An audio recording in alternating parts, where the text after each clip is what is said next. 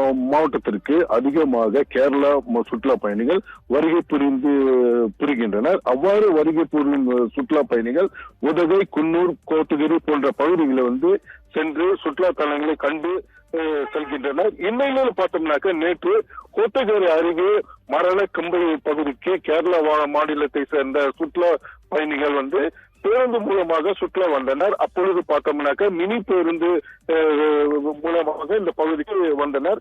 அப்பொழுது அந்த பகுதியில் அதிகமாக மேகமூட்டம் காணப்பட்டது. இந்த மேகமூட்டத்தினால் பார்த்தோம்னாக்க இந்த வாகனம் அதாவது மேடான பகுதிக்கு சென்று கொண்டிருந்த பொழுது அந்த பகுதியில் இந்த வாகனம் ஏற முடியாத சூழ்நிலை ஏற்பட்டுள்ளது.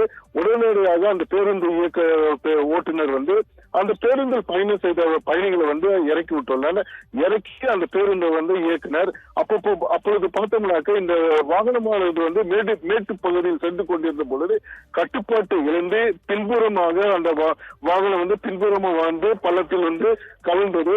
குறிப்பா பார்த்தோம்னாக்க இந்த வாகனத்தில் பயணித்த அனைத்து சுற்றுலா பயணிகள் இறக்கி விட்டதனால் பெரும் விபத்து ஏற்பட்டுள்ளது.